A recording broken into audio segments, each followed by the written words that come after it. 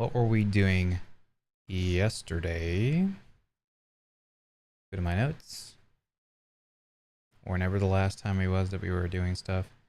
We were talking about combining wallet with inventory. We decided not to do that. Implementing display of player stats. We want to cache player stats in player state so we don't have to recalculate them always. And then pass inventory to player modifier to iterate all player modifiers on each inventory item. And maybe just map inventory to its individual bonuses somehow as a helper function. Oh, okay. All caught up. So what we're going to do is, oops, forgot that doesn't do anything. Full screen. Okay. So this is a giant mess. What we're going to do here, we have display.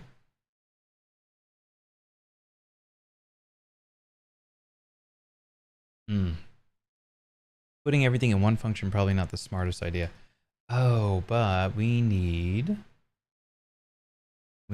okay, this is asking for an array of modifiers. But what this actually needs, what we actually need here is access to the inventory and the player stats, because the modifiers are on the inventory. So instead of modifiers, we're going to say inventory, right? And over here, I'm going to have a function, which I could actually do without still passing in the entire inventory if I made it a static function.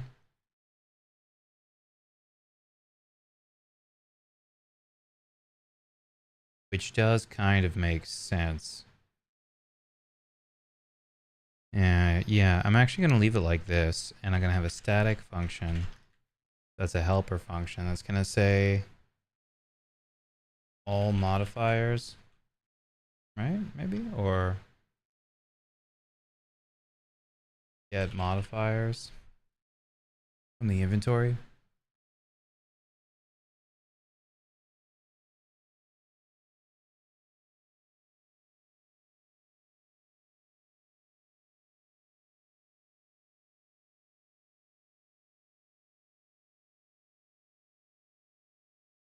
This could actually be a function of the inventory itself, because we may want to get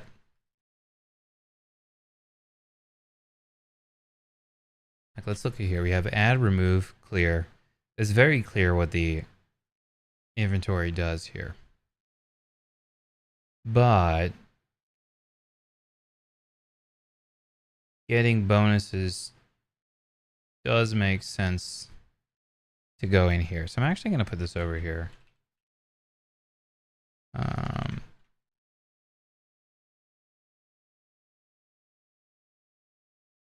going to return an array of player modifiers. And how are we going to do that? We have to iterate for item and items. Iterate every item and get its modifiers. Let's look at item data. Right, so each item has its own array of modifiers. And let's go here. And what I want to look at here is the array functions to see what we have. Right, class array, constructor from array. I want to see all method. Oh, interesting. Oh, interesting. Interesting. And okay, append array. That's what I wanted to say. So we have a separate function called append array, which takes a different type. Interesting. Okay. So all, this is interesting. It's probably all that matches calls the given callable on each element in the array and returns true if the callable returns true for all elements in the wait.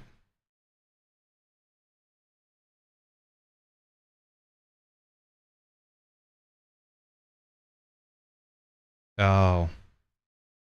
Prints true. 3 out of 3 elements evaluate to true greater than 5. Prints false. Oh, that doesn't help us. Oh. This is not a filter. But I could still do it with a filter probably. There's probably a filter method. Yeah, there is. We could do a filter or we could do a find, actually. Find what? Oh no. There's a variant. Okay, never mind. Filter. Find custom. What is find returns an integer, returns the position probably. Filter's more than likely what we would want. Filter is even.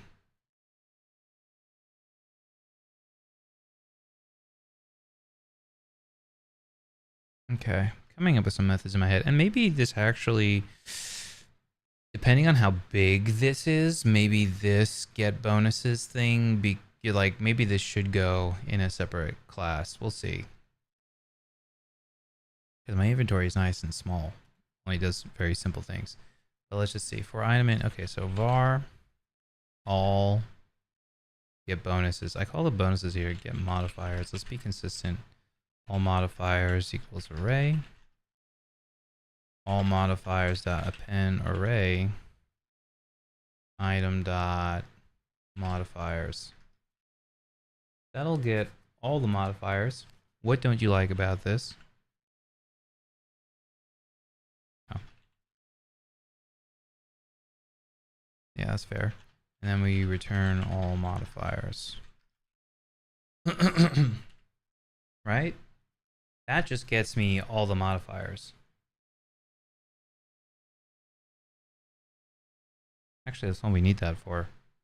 Right? And then when we display, where the heck do we use this?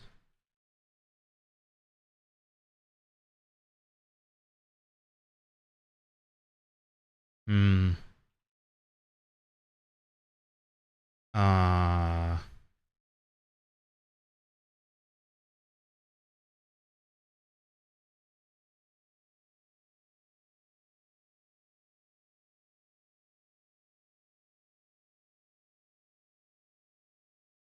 I don't call it anywhere. That's weird. Stats display.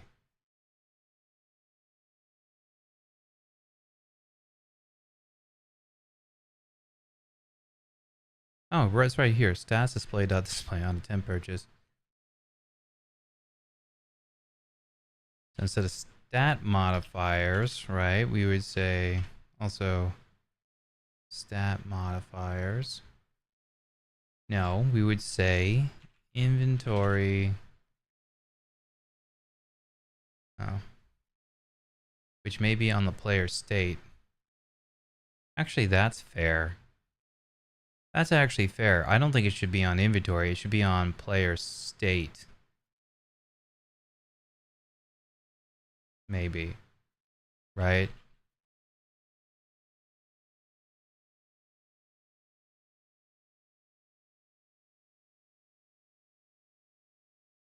Like, yeah, it's convenient because we have access to the inventory here.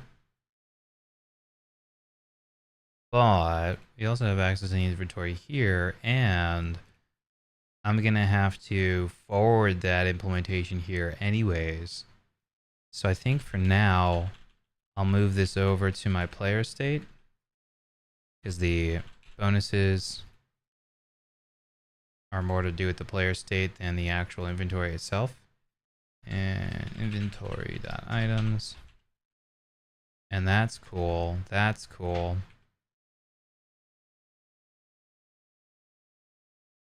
Hi, what's up, soldier man? And then let's see.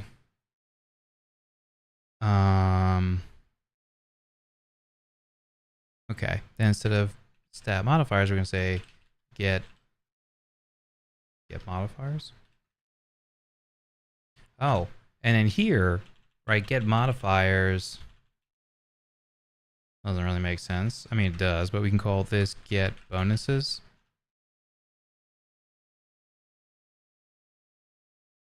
Oh, we'll get modifier. It's called player modifier. I guess the old name actually still does make sense. Get modifiers.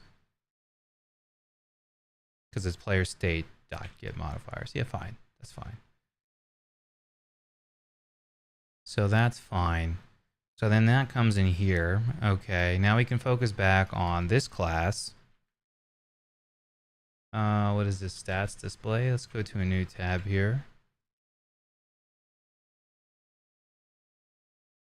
And then what don't you like here? Identifiers does not declare. Oh, because I didn't finish undoing here.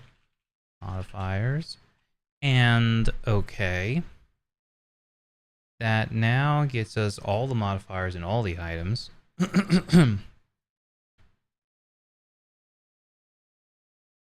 Extremely weird stats display logic. Is it extremely weird? What is extremely weird about this? Let's see. Health potion. Can I make this font bigger? Nope. Item button. Update display. Okay, it's not going in there.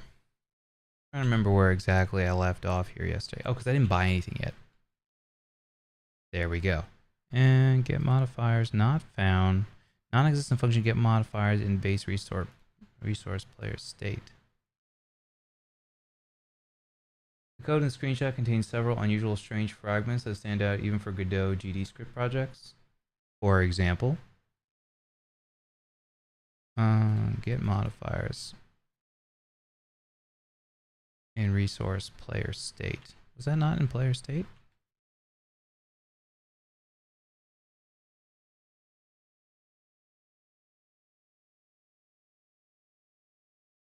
Oops. Back here.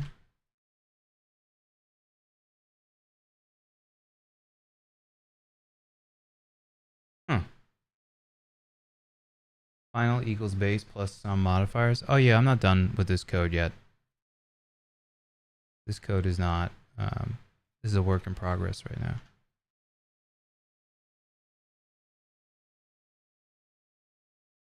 What I'm more curious about is why, oh, that makes sense. How did that happen? Player state.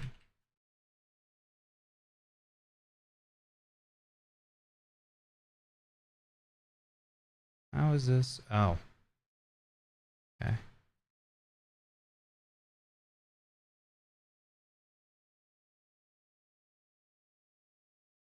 Ba-ba-da-ba-dum. That should help. Oops. Return all modifiers. Returning. Oh, right. This is a Godot thing. I actually don't know if this is fixable. I remember this being an issue. Actually, I think it's only an issue if I do it as a map. Which I could have probably done this as a reduce instead of manually doing this. Reduce it into the array, and then I would end up with that problem. But the loop is simple enough. Output equals player stats. Yes. Yeah, this is a work in progress. This is not like a final implementation. Right now I'm trying to get things working. Oh, here we go. Speed to 2.5. Cool. I think that actually works. Max HP boost. Oh. Not enough gold. Oops.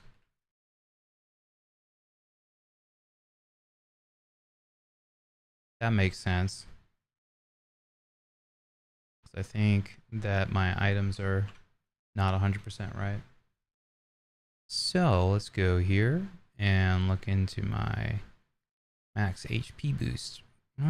Base price, description, modifiers. Yep, that makes sense. add player modifier, and we'll say max HP plus 10. Yeah, I gotta figure out what the heck this health potion is supposed to do. The health potion also has a it's a health potion modifier. Also gives 5 health, which makes no sense. Well, okay. No, I got it. All right. Yeah, okay, I got it. Basically, the way this should work is there's health, strength, and speed, but this should be like max health and health as 2 separate things. And then this one would give back. But these are just kind of like, it doesn't really matter. These aren't real items. Player sees, here's the setup, expects extreme outcome X. Outcome suddenly changes to Y. Emotional whiplash remains, but no actual extreme content occurs.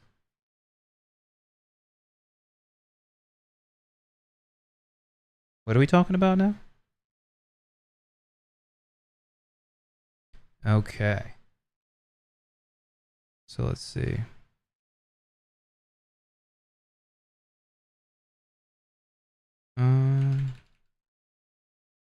Oh geez. Gotta figure out why this freezes sometimes. Okay. There we go. It's working. As far as I can tell, it's working. Now let's see if I go like this.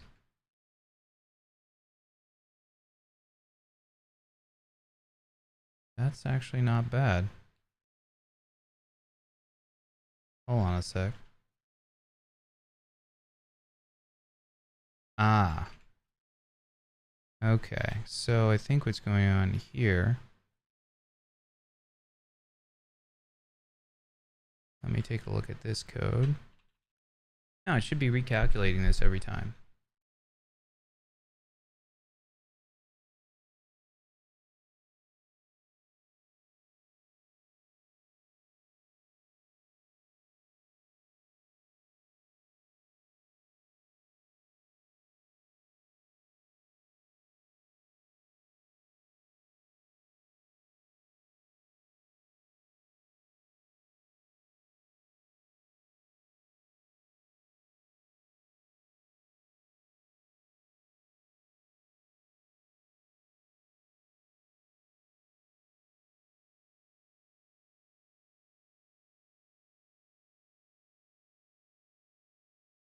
The M is literal garbage left from a half deleted variable. For brain meltdown evidence. The M is literal garbage. M.stat. It's not garbage, it's telling me which stat it is. Compares a string M.stat equals strength with an int. No. M.stat is not a string.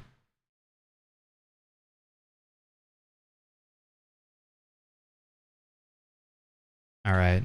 Obviously you know my code better than I do, but it's actually working, so. M.stat is an enum. So actually it is a number. Which is why when we print it out, it prints out a numeric, right?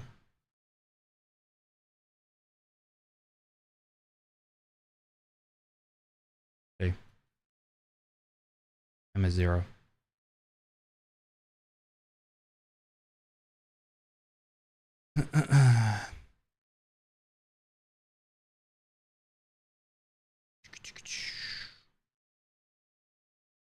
I like this idea. Well, you're showing it as an arrow. So in your code snippet, you're trying to show the total stats. I'm trying to show the delta. Not the same thing.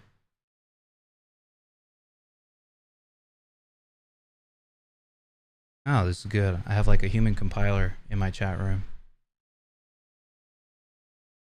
Yes, these are print statements. I'm debugging my code.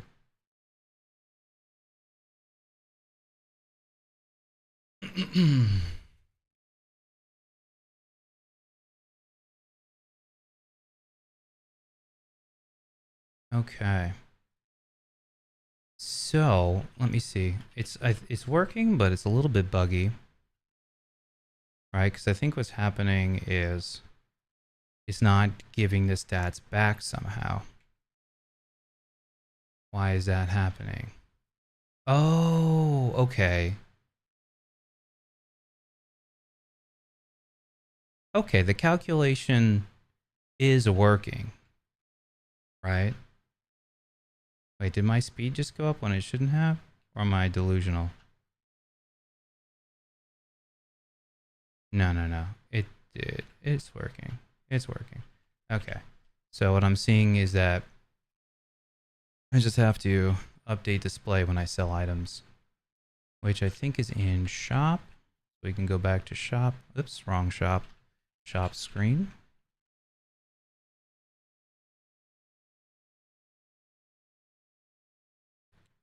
And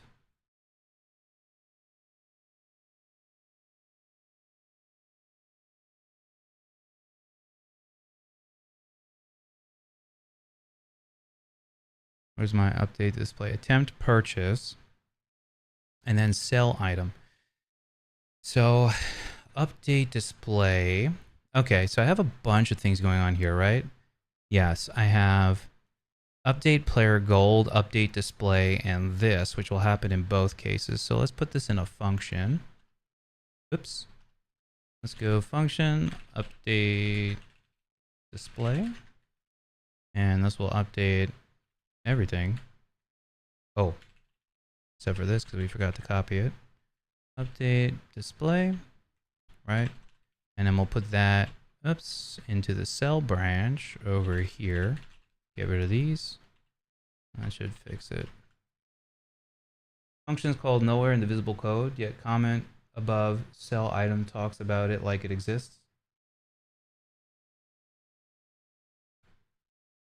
Okay.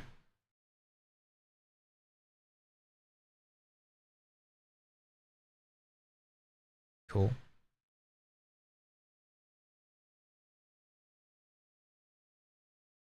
Very nice.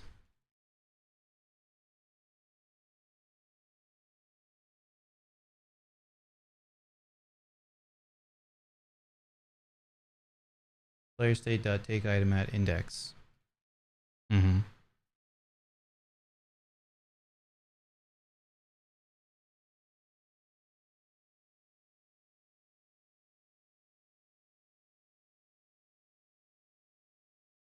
All right. So I think this is working pretty much. Now I have to decide like what the items are actually going to do. What items I actually want to create.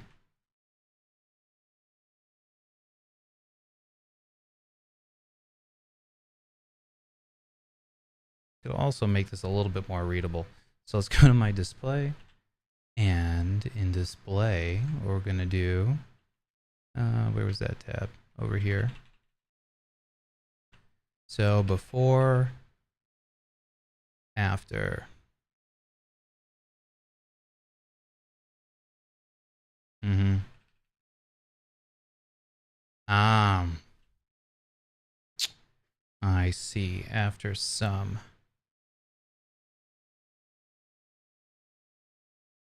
That's fine.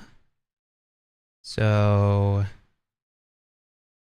that's on the outside. And what I'll say here is var sign equals plus if after sum is greater than 0, else minus. Is that true?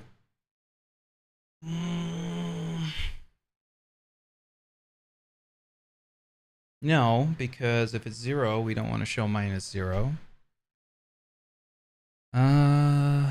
What should we show if it's 0? We probably shouldn't show it at all, really.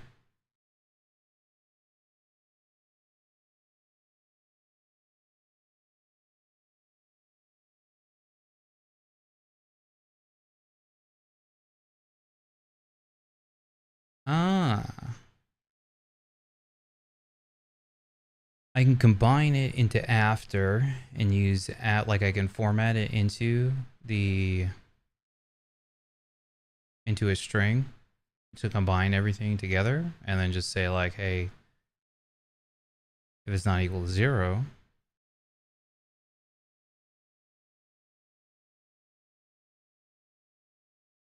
yeah, just don't show it.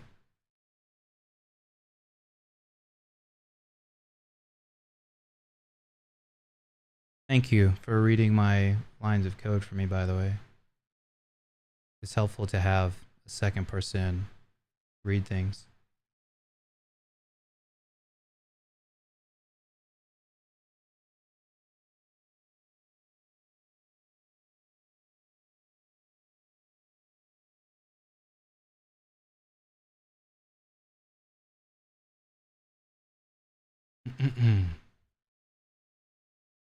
Okay.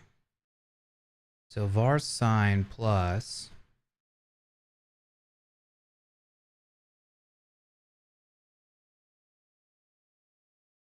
Yeah. So what I'll do is I'll say if after sum is greater than 0, I'll do something like this.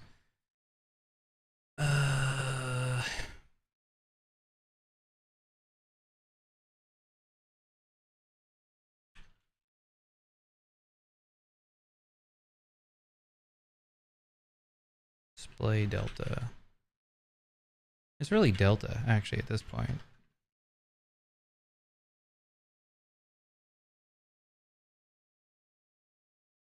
I don't have delta anywhere else, right? Yeah. Delta. And then var sign plus if after, okay. Then we'll say delta equals. Yeah, and that should kind of handle itself, basically. Or I could even do, I mean, this is just a debug print, essentially, right? But something like space sign after sum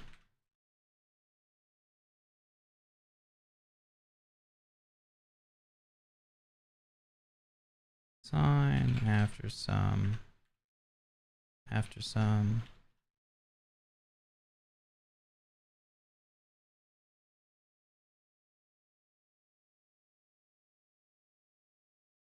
okay, good point. Delta sign.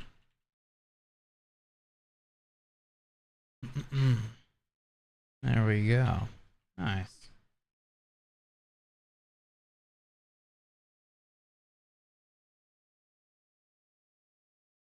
I need to figure out why this happens.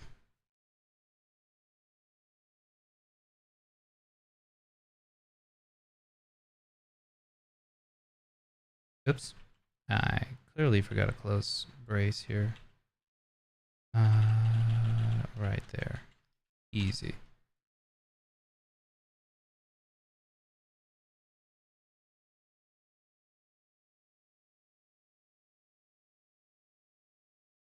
Oops. That was weird.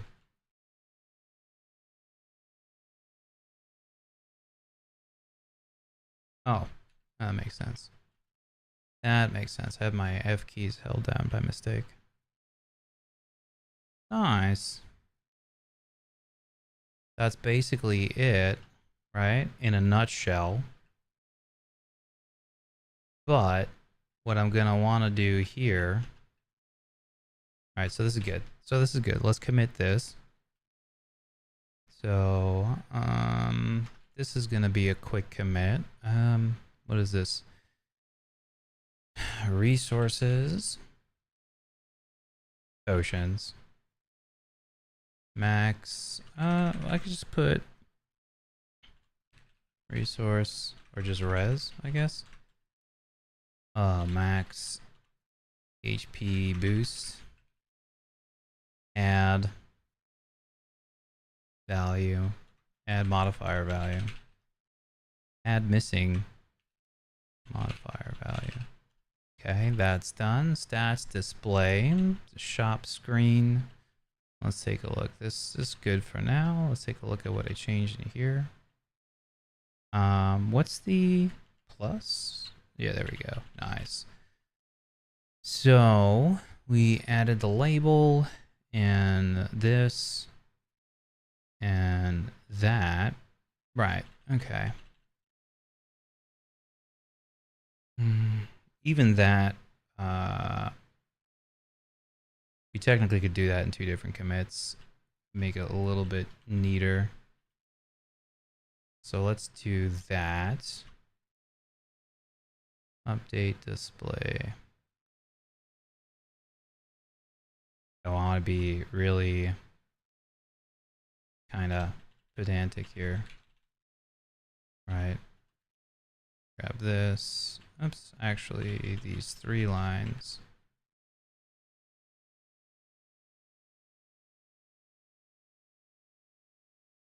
Right, just go like that. Shove that here. Retest real quick. Nice. Doesn't really matter, but now when I come here and I look at the diff, right, it's going to be less changes, right? Just 1 line added, 1 line added. Easier to track the changes, which is more important to me. And then we'll clean it up after. Okay, so shop screen, right? Multiplier, we got deltas in here now. Player state.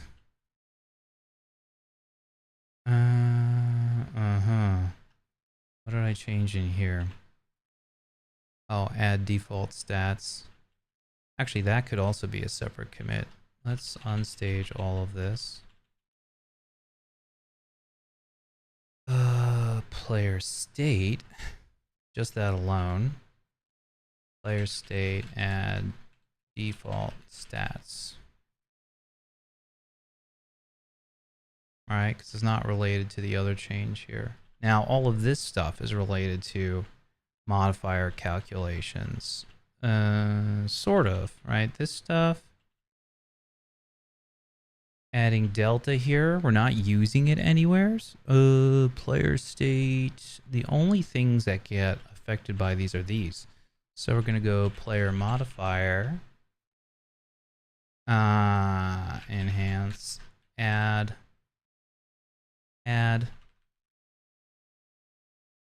delta function, add delta function to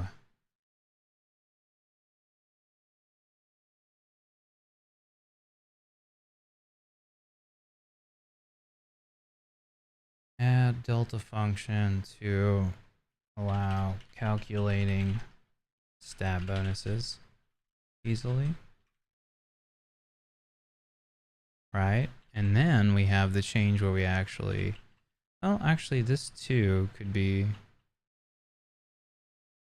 separated if we really wanted to. But I think that's fine. Get modifiers. I think that's fine because we're going to put that in the one where we use it. All right. And in here, cool. We're going to say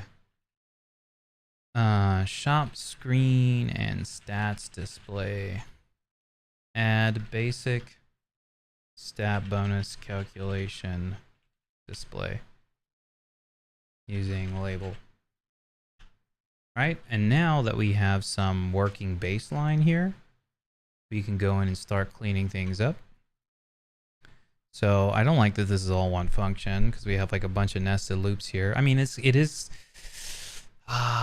there are advantages to that because we can like more easily see like the time complexity of what we're doing here, right? It's more obvious that we have a couple of loops nested, but at the same time, I mean, it's not terrible, right?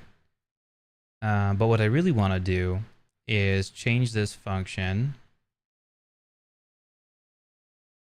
in a way that instead of just outputting straight text to a label, I want to make this so that it will give me a dictionary, and the dictionary will have all the stat bonuses in it.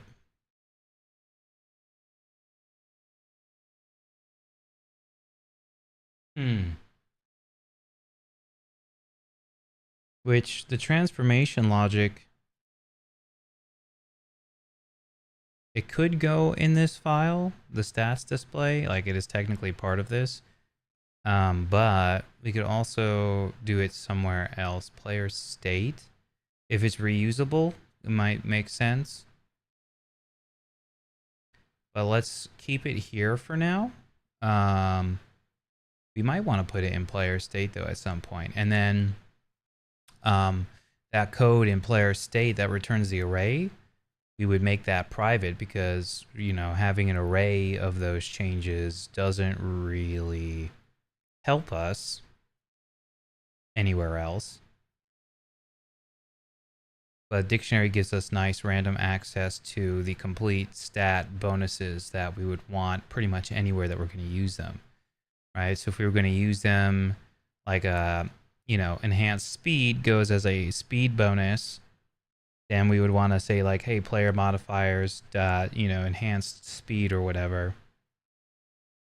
Okay, so maybe then, maybe this thing, instead of having a variable, right now I had a variable in there that I'm not really using for the stats. The idea was to put the stats in there afterwards.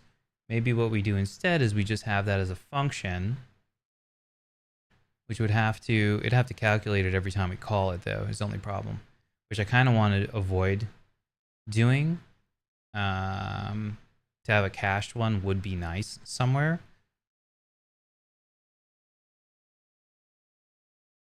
How would that work then? Then we would have to have a function like, if we're going to cache it, then we're going to have a function that would update those values for us. And we'd have to be smart about when we do that, which would basically be anytime the inventory itself changes.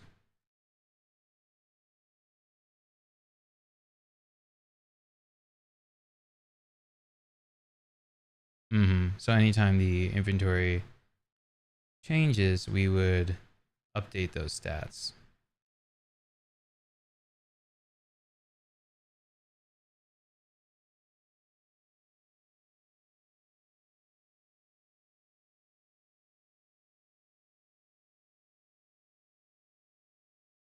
Okay.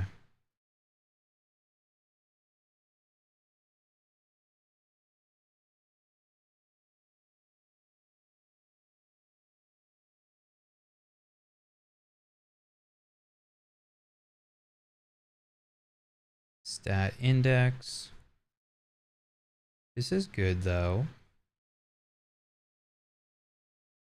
So in here, we'll just construct a dictionary.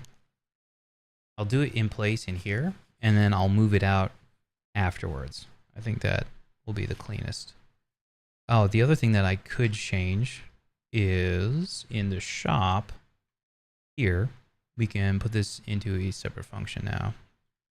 Actually, all I got to do is this function, update display. Update display.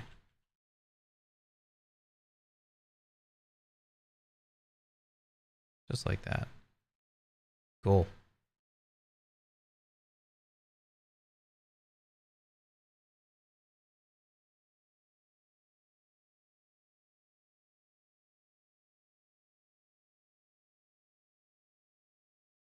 Nice. Cool.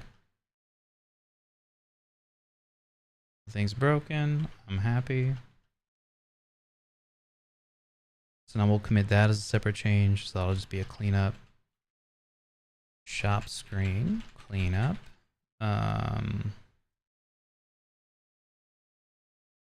Encapsulate. Is that the right word?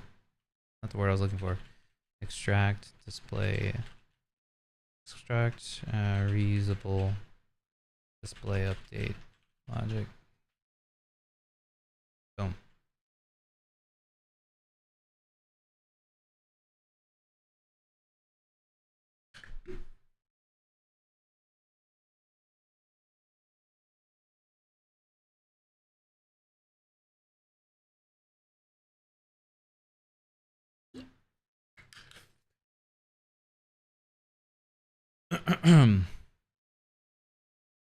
Okay. So now that we've got this, we can go here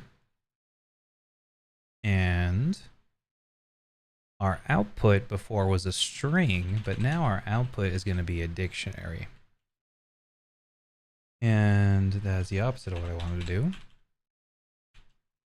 Output dictionary. Cool.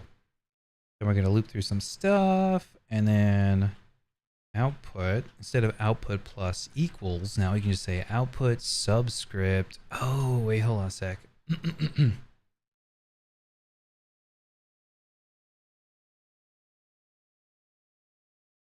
Oh, because this is still inside the loop. Yep, cool.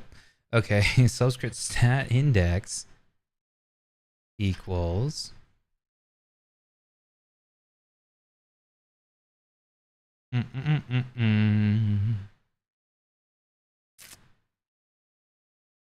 delta, because that's what we want to calculate here. Now, what's this before? Oh, right. I see. So we could do this in another way. How would we do this? Because we want two pieces of information associated with each key. So I either make another dictionary, which would be like the lowest hanging fruit, or we make a very light class that just stores the two, key value pairs. I don't think we have, there's no key value pair type in GD script, right? Key value, nope. You'd probably just use a dictionary for that. But yeah, I mean, I like it. We're gonna have class stat. That's so we already have a class name stat, don't we? I don't know. Questionable. Let's see. I have an enum name stat. Right? Where's my on player state dot stat? Right?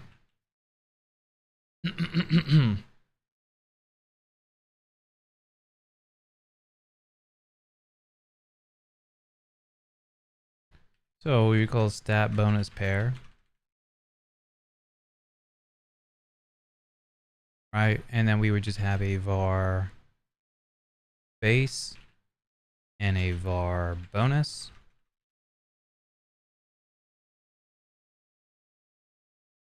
Equals stat bonus pair dot new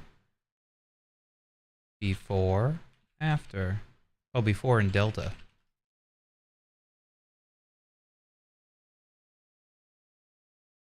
Oh, what don't you like about this? Too many arguments for new call. Wait, hold on. Is it new? There's like two different ways to create objects here. Class. Oh. No, that's right, because we don't have an init.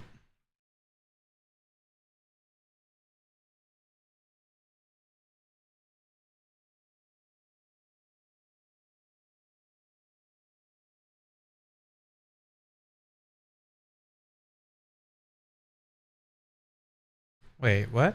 Oh. Oh, that's not what we want. Yeah, that does get kind of hairy.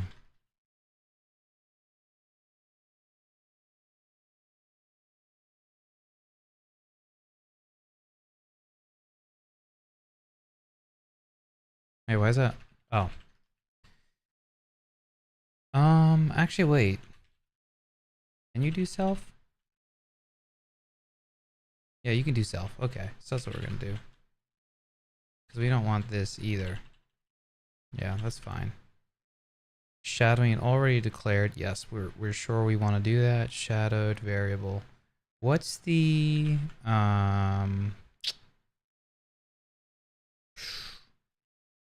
it's like a at warn ignore. There we go. Forgot how to do it though. What's the shadowed variable? I think it's a string.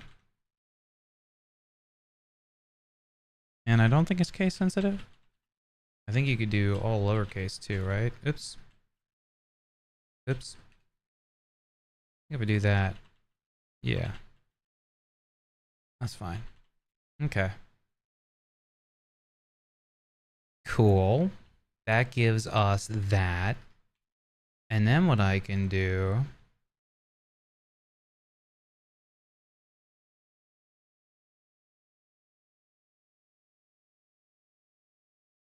Well, let's go here. Text equals output. Let's also just print... Oh, wait, hold on. That's not going to work because output's still a string here. So, yeah, I guess let's delete this. Text equals... We assign a dictionary to it. Text. What the heck? What does it actually do? Oops. String. Forgot we're not in Python. Okay. I don't even know. Oh, I mean, it does something. No, it does nothing. Cannot convert argument 2 from string to integer. Oh, right, because the delta... Right, okay. That's fair. Because I'm doing this logic in here, but since we created a class for this, we could also put that into the class, right? And that would give a little bit more value to the class even. Somebody say function display bonus. Oops.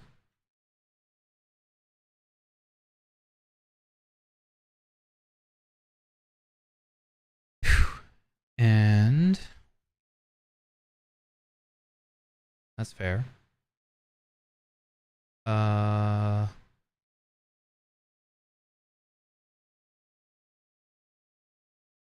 we'll say if after sum equals 0, return empty string. Otherwise, we're gonna return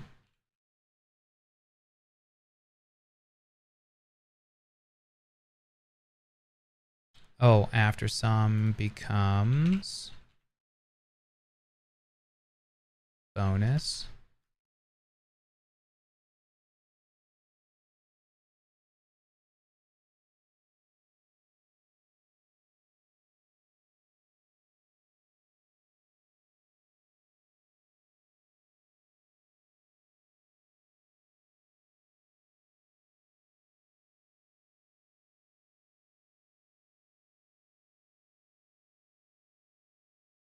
Nice. It's a little bit more broken up now. I still don't know what converting it to a string is gonna do.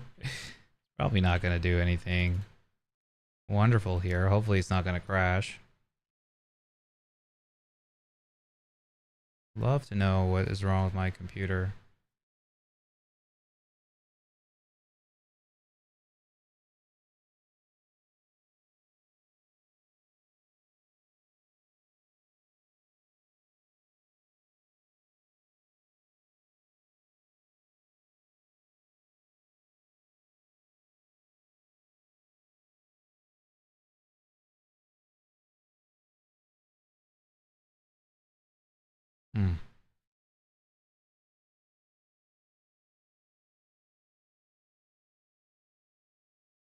Yeah, non-existent string constructor, fair. That's fine. So what I would want to do then is have a separate function to format stat bonuses, right? Or modifiers.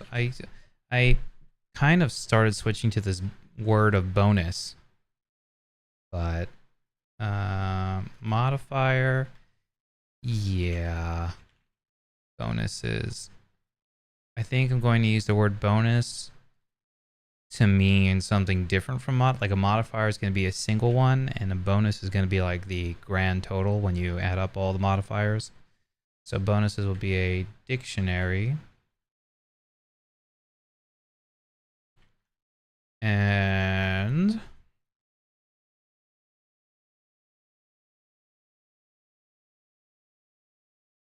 that'll be a very simple thing to do, just like health. This is gonna put us again back to where we were before, which I think is still fine for now. Base health, bonus health.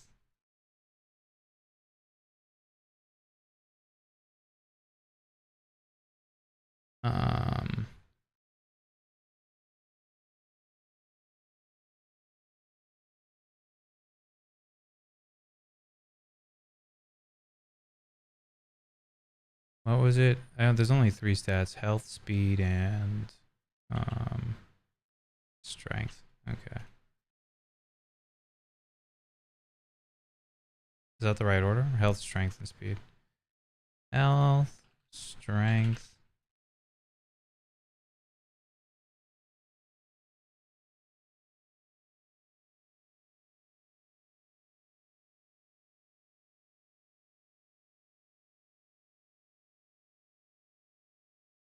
Speed.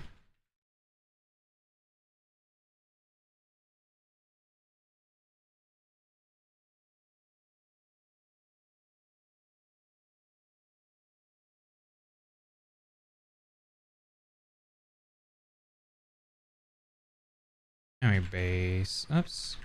Base health. Bonus is sub. Player state dot stat dot health. Okay, it's gonna be a little bit weird. So I guess we do it like this. Health, strength, and speed.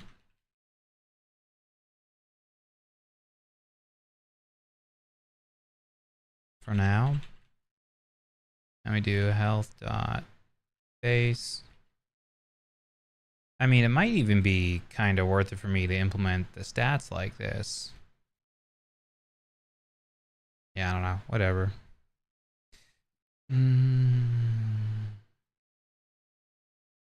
I never considered that. Well, I mean, again, I guess the simplest thing to do would be not to use a function like I'm doing to calculate the bonuses, and to just have them like flat pluses and minuses. That's the simplest thing to do. But I wanted to be able to support doing things like, 20% faster movement speed or something like that, like percentages and other equations. I thought would have been good. Base health, bonus health.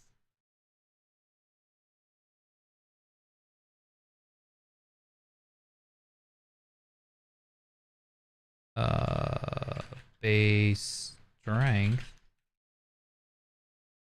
Strength. Oh, I see the pattern now. Strength. This would be speed.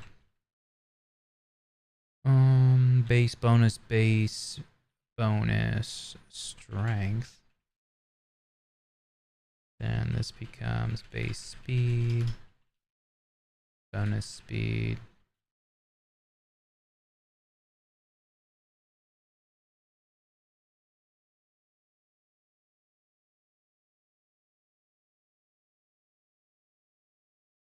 Expected statement found, indentation. Oh, because I gotta go like this. How did I do this before?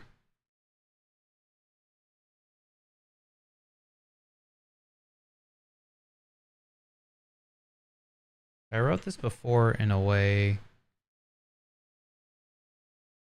Oh, I was concatenating the string every time, so it was only adding one line at a time. There. Okay.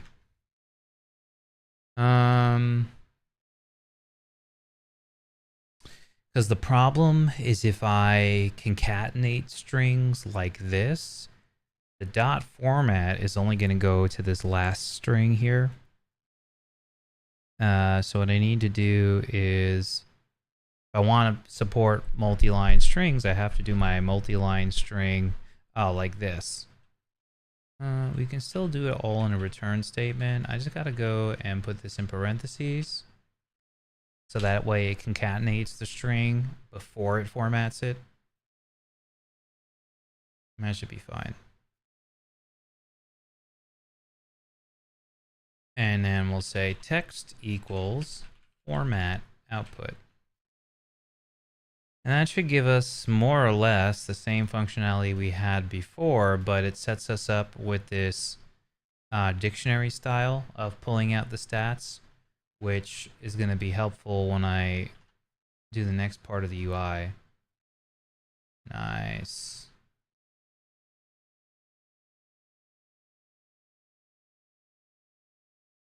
Wait, how did I have 2.5 before? Are these supposed to be, hold on, are these supposed to be integers or floats? I forgot what I did here. Let's go to player modifier. Player stat. Oh, it's a float.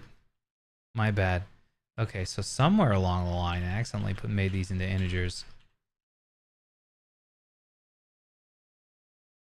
I think right there is where the truncation happens.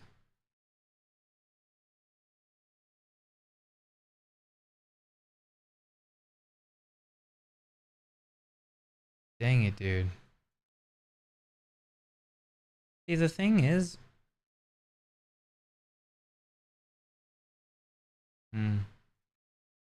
That's weird.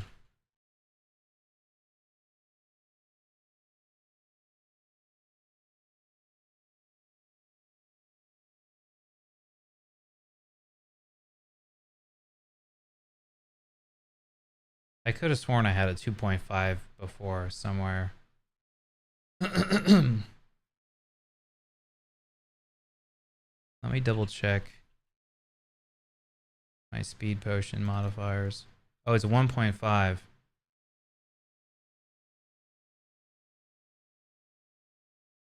And it's a multiply modifier. Wait, hold on. Are my modifiers even working this whole time? Okay, my speed is 2. 2 times 1.5. Am I missing something here?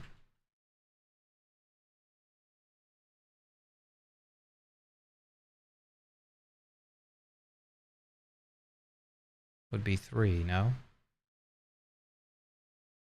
Oh. This could also be... Yes. Exactly. Base, bonus, base, bonus, base.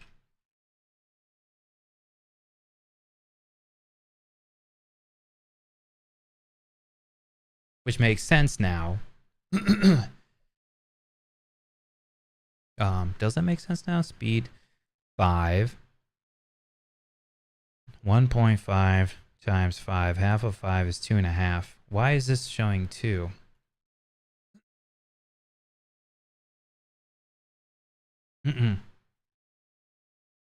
Oh, because again, I accidentally truncated my floats.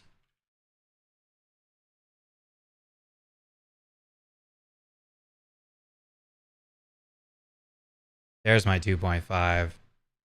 Nice.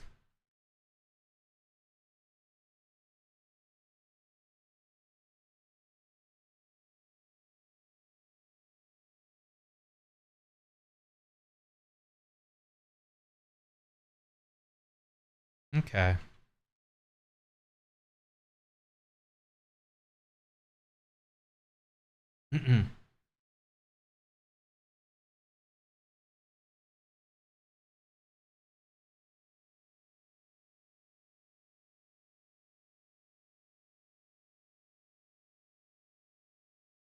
So, okay.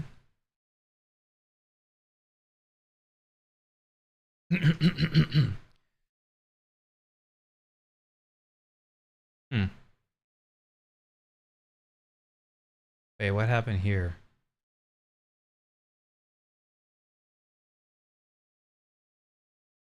Oh, this got a UID. Got a UID, which it didn't have before. Why? I don't know. Gonna discard that. Stats display. Enhance.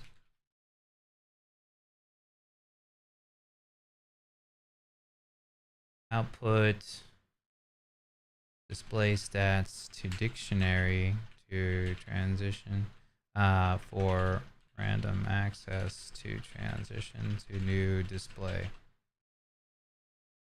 Right? And then the next one, you're like, why did you go through all this work to get the same thing? Right? Makes no sense. So what I'm going to do now is build the actual UI. The UI I've got here right now is basically just a debug output. Fancy. It's not really fancy. It's just basically a debug output. So what we're going to do here is instead of a stats label. Oh dear. Yeah, this is going to be complicated. I probably should have put the script on the margin container. That makes no sense. That's fine. What we're going to do is add a child node, probably do a grid. What's it called? Grid container? Right? And then my grid container is going to have multiple labels in it. And we're going to put health.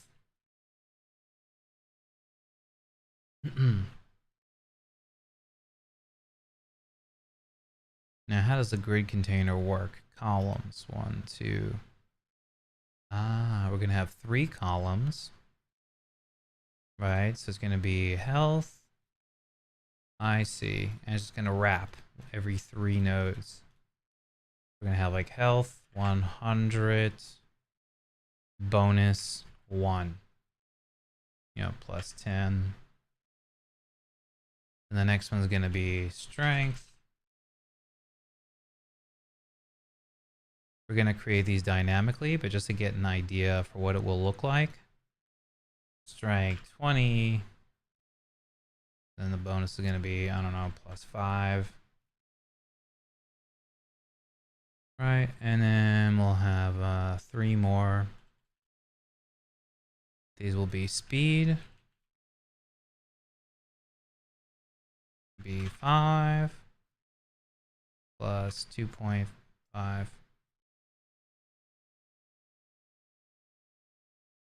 Okay, that's like some viable output.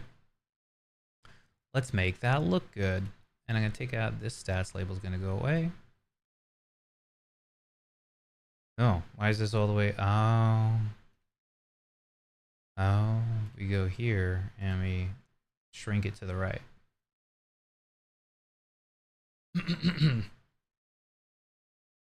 Perfect.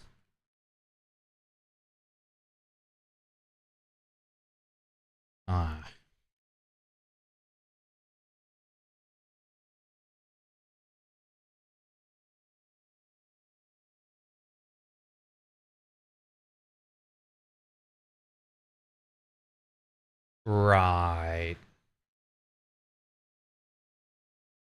Right. Like I could create this dynamically. But I don't have to. I could just do what I have here and rename these labels. Attach the script to the grid container. And call it a day and just do a straight assignment on everything. Make my life easy. That's probably what I'll do. It's only a handful of nodes anyways. Not a tremendous amount of effort. So this will be health label. Base health label.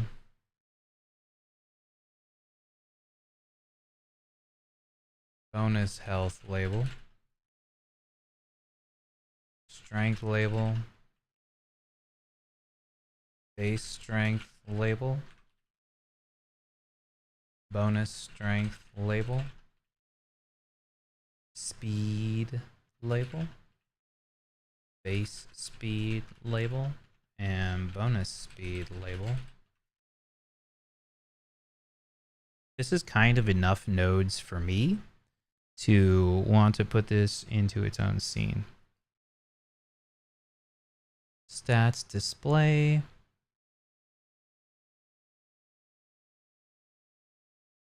Stats display. Which we knew was coming. And we'll go here. And then we'll attach the script to it. Already exists. Yep. And it extends grid container. And then we need references to all of these. No, that's not true. We don't need reference to health label or strength label or speed label. We just need references to the ones that we're going to update dynamically. And then here, format output. Open up my editor. Right, and we're gonna say var stats equals this, equals format output.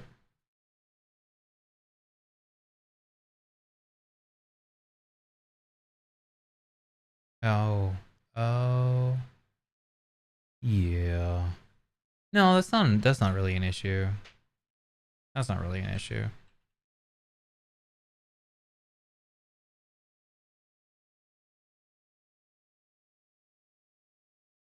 That's not really an issue. What does the diff look like now? Right, I'll do the bare minimum that I have to do now, and then I'll abstract this into a separate calculate function. Call it a day. Stats equals format output, and then we'll say base health label dot text.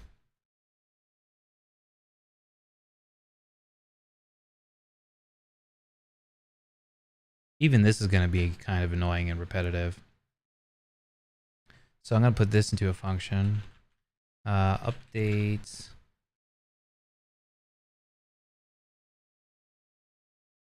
display. Update stat. And then we'll go base health label. Bonus health label. And stats subscript. Player state dot stat dot health. And then this will only be 3 lines, which will be good. And we'll have an update stat thing, and we'll have base label,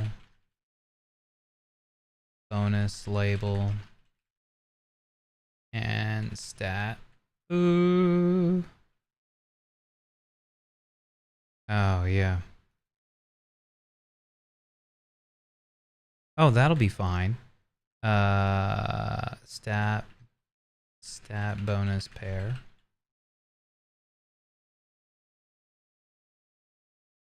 And then we'll say base label. Oops, base label dot text equals stat dot base. And bonus label stat dot bonus. Uninspected indent. Wait, what is it not like about this? Oh, okay. Because we have a syntax error here, which is throwing a wrench into everything. Wait, why is that not fixed? Argument one should be label, but it is stats display. Oh, yes. These all need to go back to being labels. And then these all need to remove the script. Yeah. Cool. Next is Value of type float, that's also true. Cannot be assigned. We need to format it. Percent F.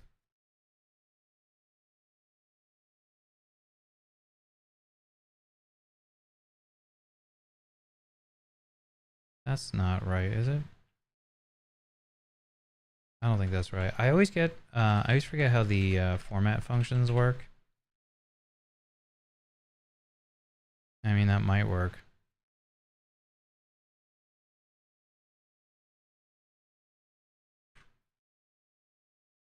That's funny. My code came up. I wanted string.format. That doesn't work.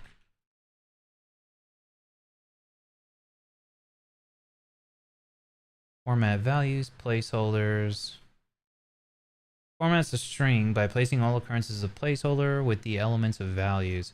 Values can be a dictionary, an array, or an object. Any underscores in placeholder will be replaced with the corresponding keys in advance. Array elements use their index as keys.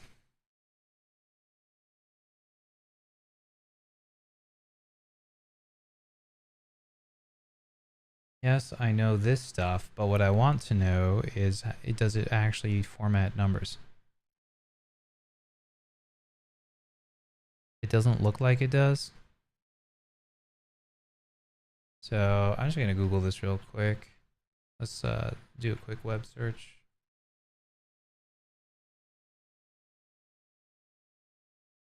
Number format Godot. And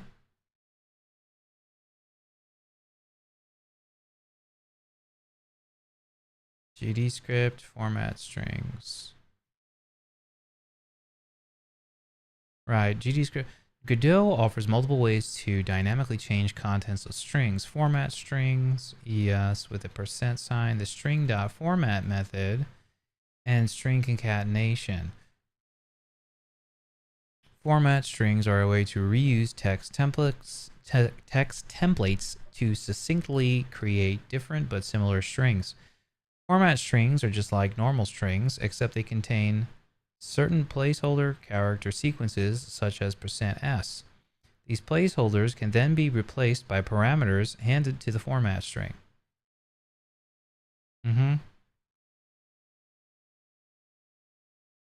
Multiple placeholders.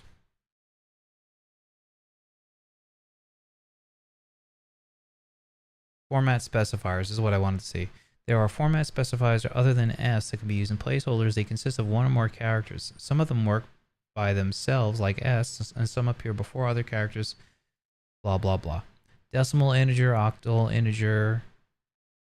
F is a decimal real number, expects an integer or a real number.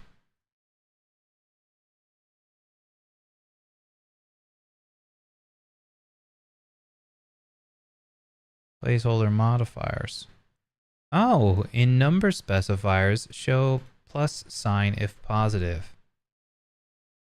Set padding. Oh, this is lovely. That logic I added can be deleted. Set padding. Padded with spaces or zeros if the integer starts with 0 in an integer or real number placeholder. If the leading 0 is padding. Oh, yeah. Leading 0 is ignored if minus is present when used after dot, c dot. Dot. Before F or V, set precision to 0 decimal places.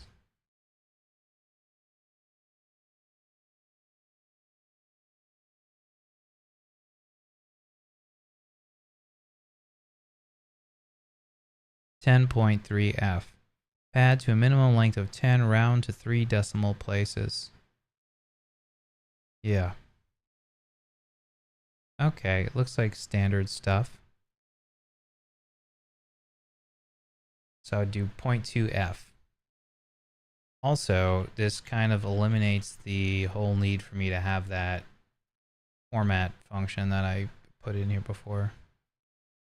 Sorry, this one. Display bonus. This all goes by the wayside.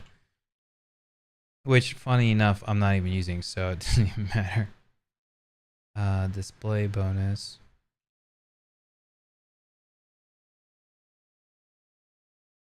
So this is going to be...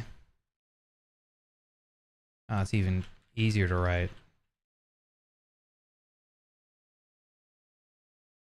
So was it plus percent f dot 3? No, plus percent dot 3 f.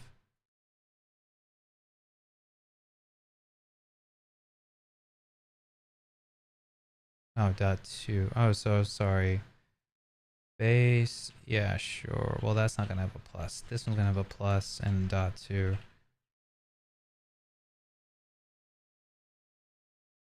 Right? Something's gonna be broken, I guarantee it. Because I wasn't finished writing things. Oh, on a null instance. Oh, that's funny. Stats display.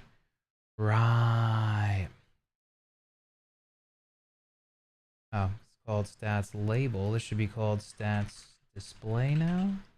Did I rename the node? I don't remember. No, it's called grid container. Stats display.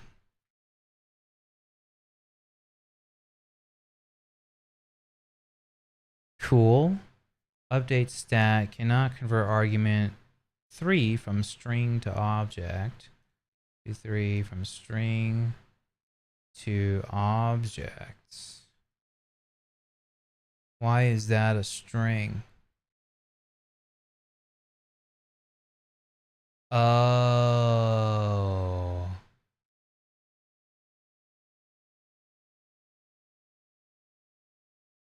Right, because I don't need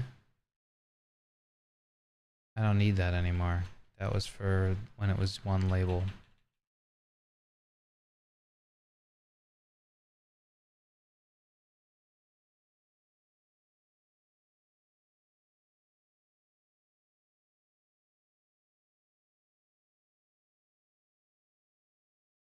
Oh, look at that. Hey, why did my strength go up?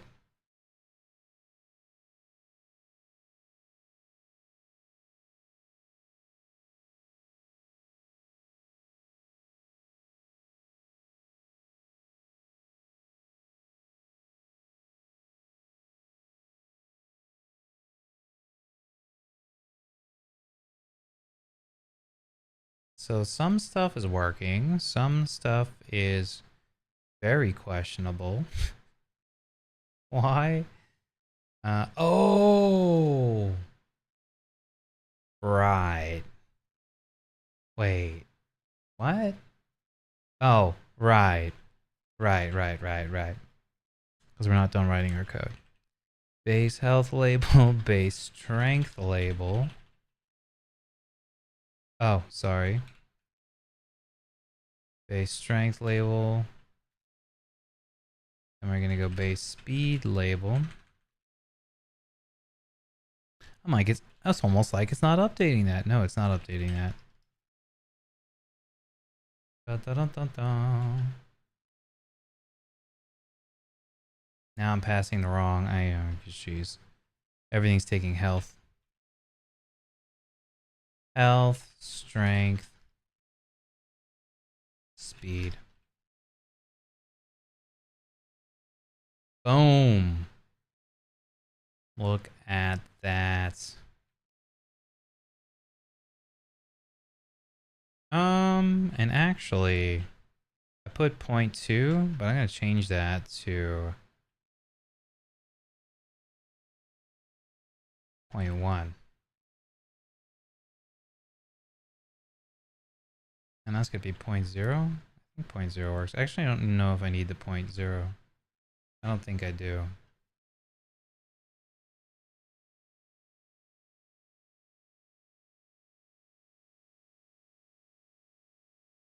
Nice.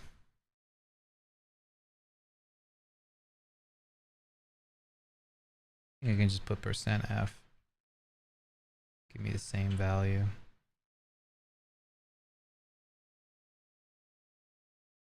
Nope. uh, I don't know why I thought that. Oh, uh, I know why I thought that. I was thinking of %D, right? If I use %D, I think that's more obvious than %F. %D will just truncate it. But %F, I guess, would round it, right? So if it should be rounded, maybe it should be rounded.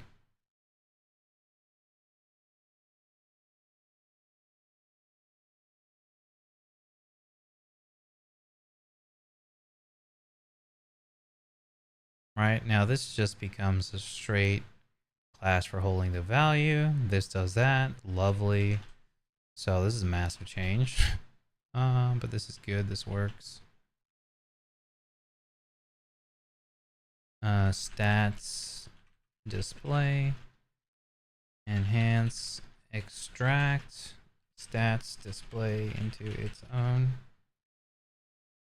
node, into its own scene, using a grid container to display stats. Now what's cool about that, right? Well, a couple things. One, let's go back here and this output here, var output, we'll say var stats equals calculate stats modifiers.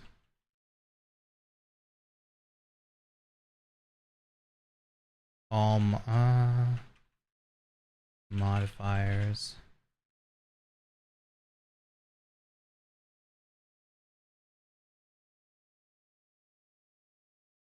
And then we'll return output. What don't you like about this? Oh, it also needs base stats. That's right.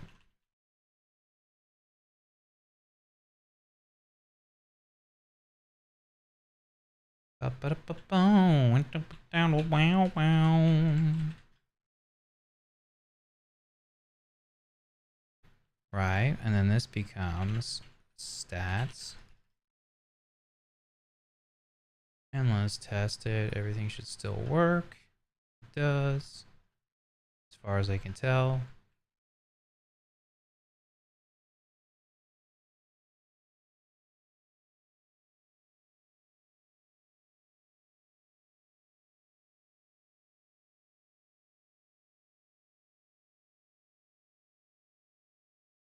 Very cool.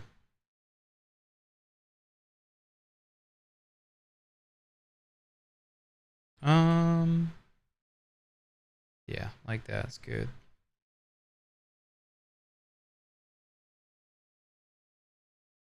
Cool. Now we can start having some fun in our update stat function. We can look at our bonus label and let's see, stats display bonus health label, for example. How do we change colors here? Is that a modulate thing or is there a font color property? There is a font color.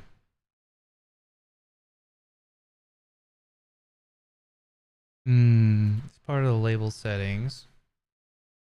So font color, control button, label, font color. Let's take a look at the documentation. Default text color of the label.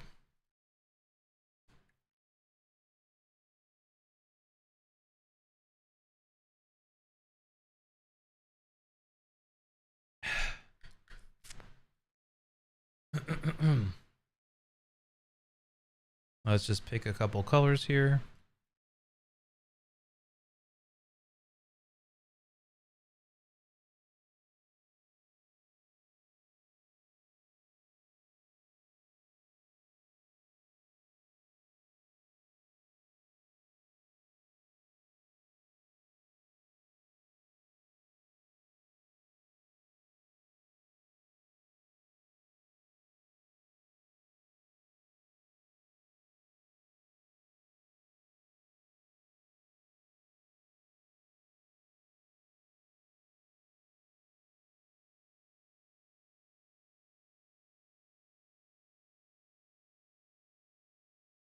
I'm gonna go with that.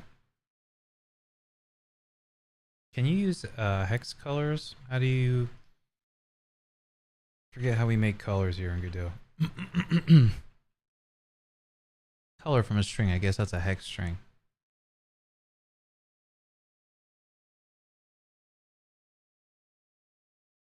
HTML color code or from a standardized colored name. Okay.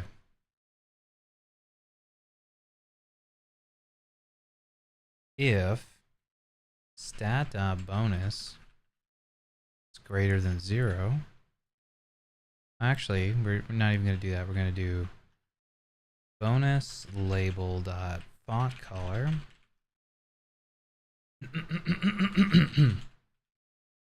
color dot white. Oh.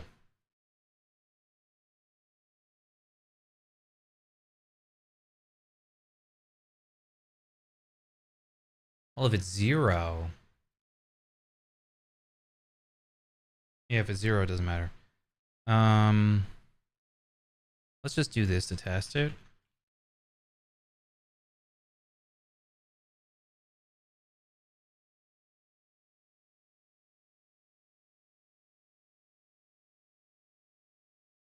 For now. Then we'll get like real colors in a minute. This is the color I wanted to use. But just for quick testing.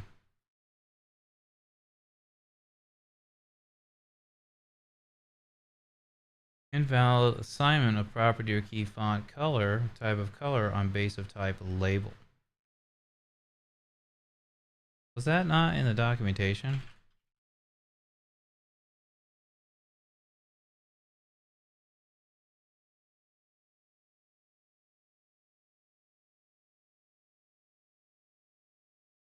Theme properties, font color.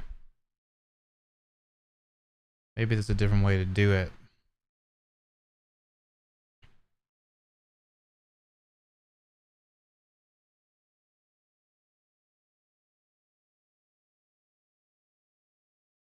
Godot, dynamically change font color.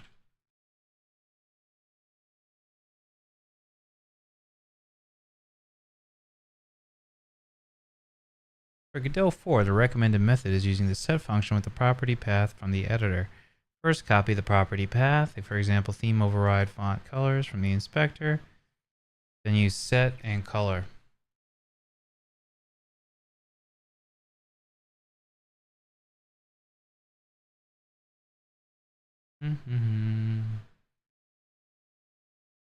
Another universal method across versions is using the modulate property. Yeah, I thought about doing that too. I mean, modulate should work fine.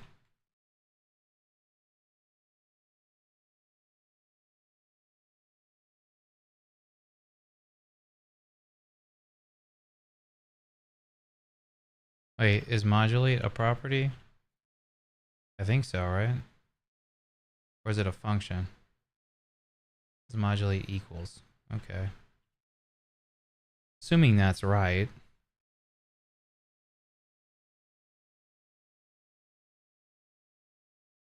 Ooh.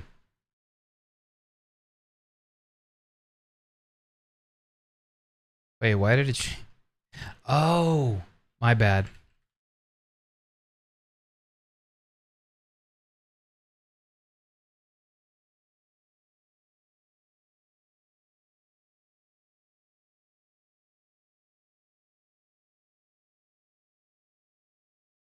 I like how, for whatever reason, making that full screen just works. Huh.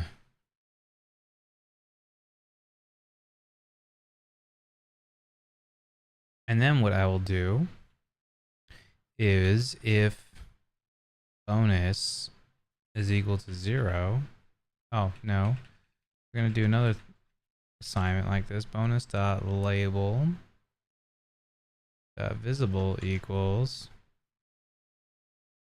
false if bonus stat dot bonus is equal to 0. Now, we don't have to do that either. That just becomes visible equals stat.bonus equals 0.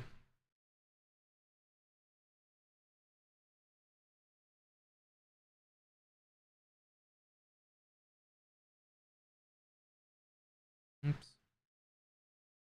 Yeah, it must be something with my window manager.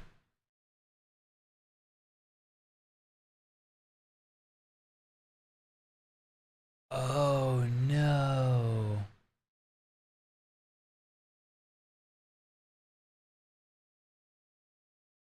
Okay, so I guess when you hide a control in a grid container, it just collapses all the elements. So, so grid containers probably actually not what I want. Hold on, what other kind of containers are there? I mean, I can just make the text nothing,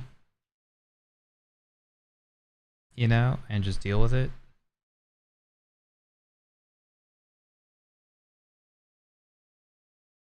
Or maybe there's a property layout. No, just has columns. Only grid container property. That's fine. So that would have been nice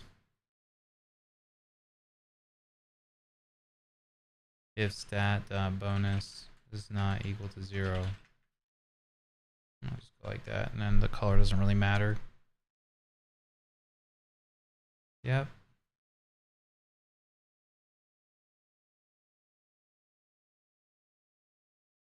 Nice.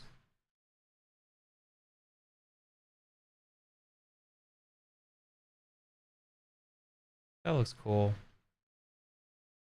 Now we'll put real colors in the next diff. Stats display, enhance, colorize stat bonuses and hide bonuses and hide 0 bonuses. Bonuses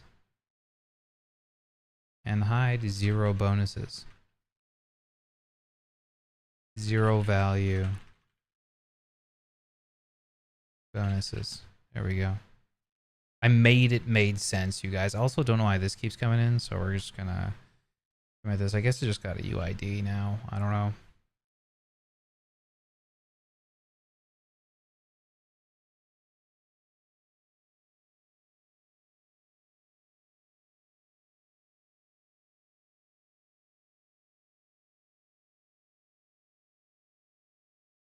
Godot, add Godot editor update.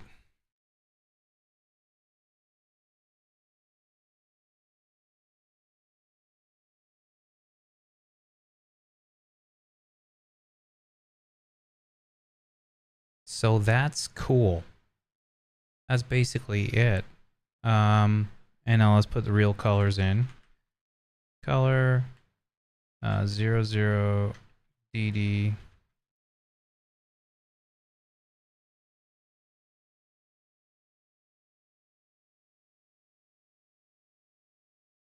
There we go. I don't know why that was so difficult.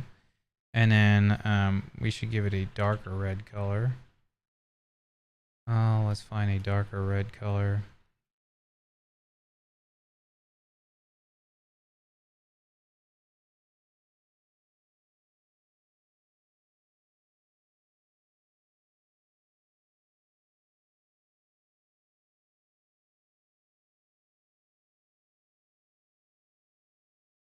Oh, whoops. What the hell is I?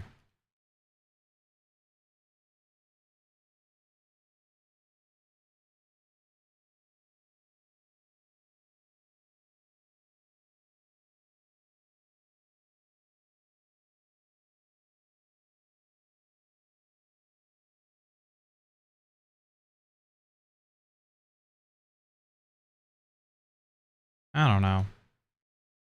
Doesn't really matter. It's just an example.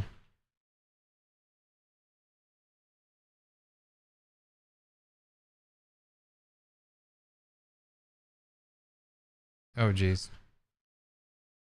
Oh, jeez. Oh, right, because it's modulating on top of the other color.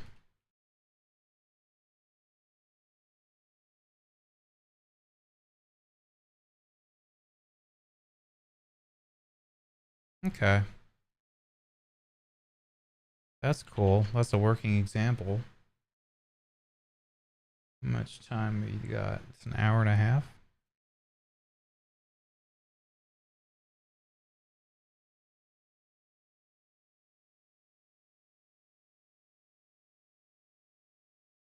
Enhance, slightly better colors. LOL. Use. Okay, cool. Very nice.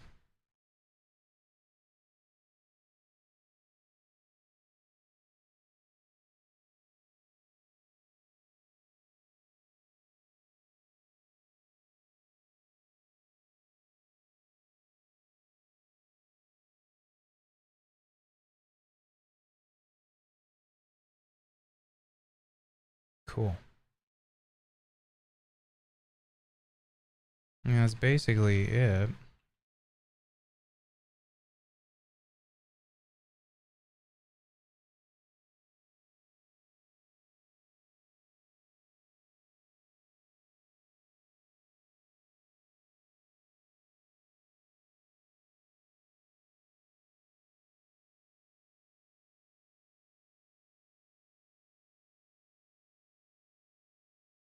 I guess the next step would be putting this into the game.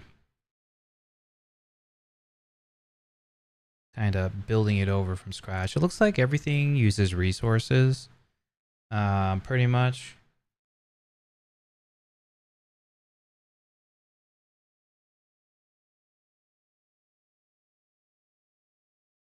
Yeah. So we'll probably continue. We'll start integrating it or possibly rewriting some of it and putting it into our actual game. Today's Sunday, probably tomorrow. I'm going to stop here for today. Can you share your neovim dot files? Oh, hey. Actually, I do have them. What's up? Your name's very long. I'm not going to try to read this because this is a very, very popular, I believe, Vietnamese name that I do not know how to pronounce, and I will say it wrong, so I'm not going to say it. At one point I knew how to pronounce his name, but I cannot remember. But hold on, I have my neovim dot files on GitHub. I think this is public.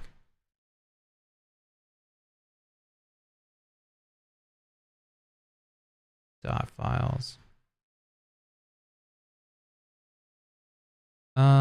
Where would that be? Dot .nvim, yeah.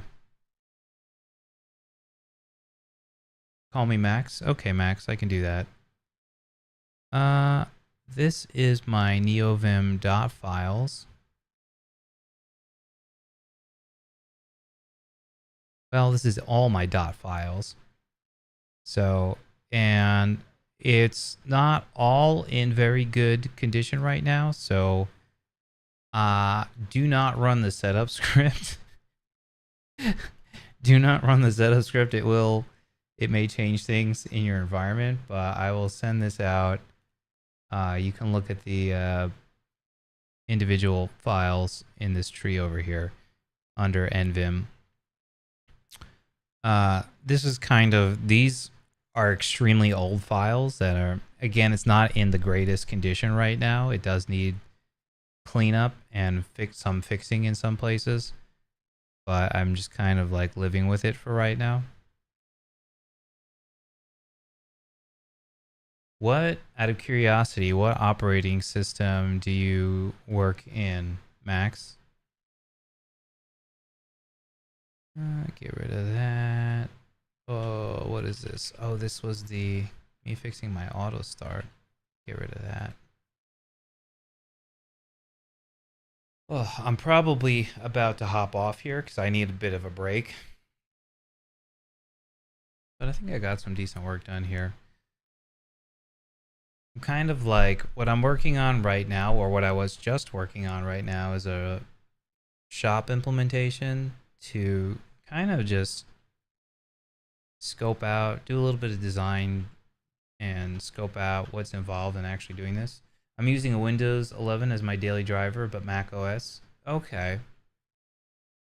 Yeah, I usually do. I mean, so lately on stream, I'm using Linux. I'm using Arch right now on this computer, but my normal daily driver for development is Mac OS.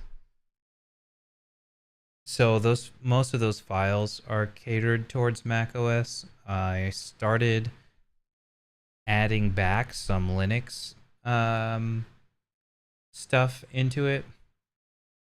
And at some point I had different branches, one for Mac OS and one for Linux, and I was like, I don't want to maintain two different branches. And then the Linux branch is extremely old, so probably don't even open it. Is my suggestion. I should probably just delete it, because the Linux branch is when I was using. It's probably like 10 years out of date, at least 15 years out of date, when I was using Linux as a daily driver at work. Since then, pretty much every company I've ever been at has used Macs, and so most of my stuff is Mac OS now.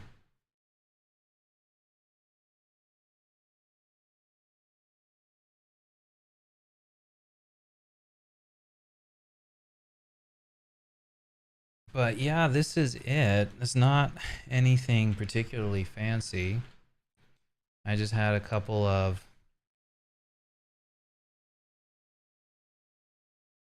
small things here.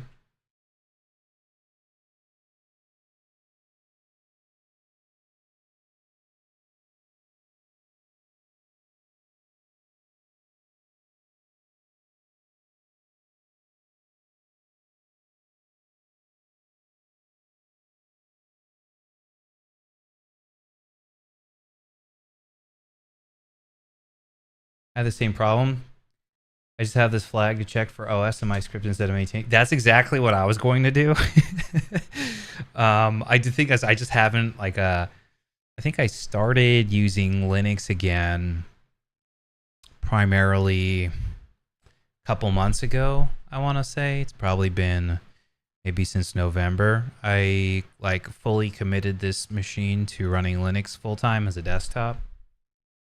And I did it because I was plugging in my Mac and I was setting up my Mac laptop on this desk just for the live streaming portion.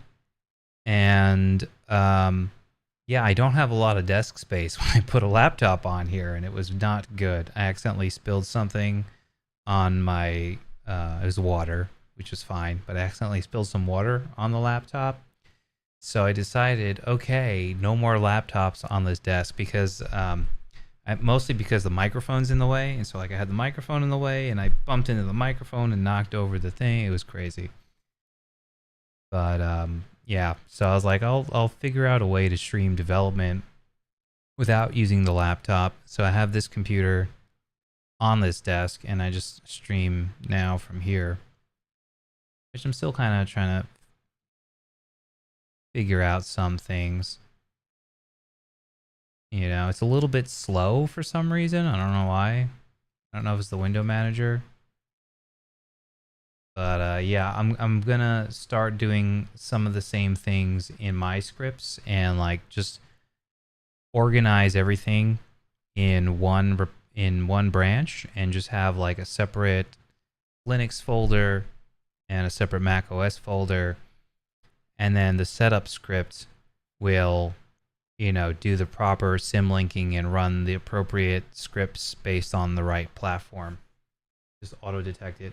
I spilled coffee on my Mac, and now it's so sticky I can't even open it with one finger anymore. Oh no. It happens though, right? I was like, I've had I've had the computer for so long. I've had so many different laptops. I've had maybe I think that was maybe my third laptop. I guess not that many, right? But not counting work computers too, right? Counting work machines, I've had probably 6 or 7 different laptops. I've never spilled anything on my laptop before, and it happened when I was like live on stream, working on some stuff, and just well, okay, stream's over, guys. It's just it is what it is. I don't know. Usually don't expect it, but it happens.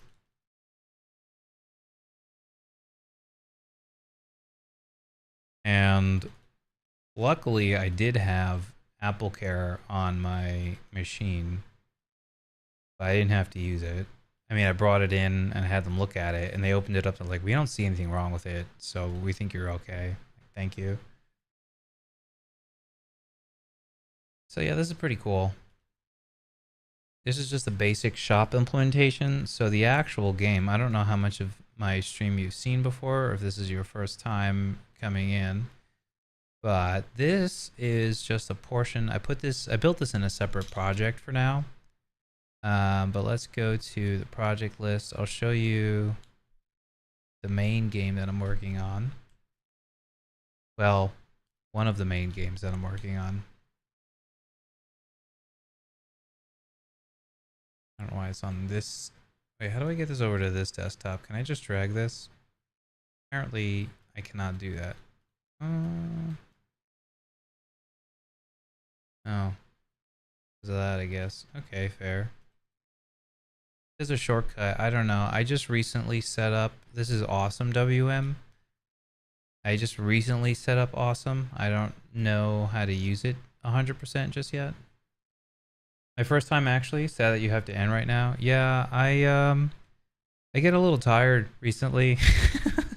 It's not very good, but it happens. I'll show you like the actual game that I'm working on right now though. I don't know if my sound's working. Oh wait, maybe I muted it. I did. No, it's not muted. It's unmuted. No wait, that means mute. Oh, there we go. Oh, the sound is working on this computer. You have no idea how awesome that is. Not that the sound's working in my game, but the computer itself. The sound's constantly breaking on this machine. So this is kind of like, I don't know if you know the game The Gauntlet. It's kind of a knockoff of The Gauntlet. I wanted to start working on some top-down dungeon crawlers. And I was like, okay, what's the simplest game that I could make? And this is kind of what I landed on. So you have a couple different classes you can pick from. And you can pick different colors if you want. And this is it. Not the greatest graphics in the world, but and I kind of like been iterating a little bit even on the graphics to improve the graphics slightly. Originally, I wasn't even going to animate the characters. So like this walk cycle is totally new. It's a little bit jittery. It's not perfect.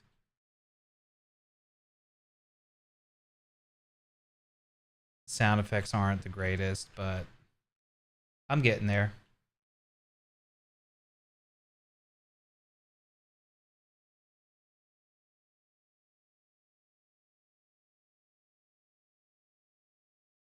So the idea is, I mean, you've got these treasure chests. This was originally just like your score.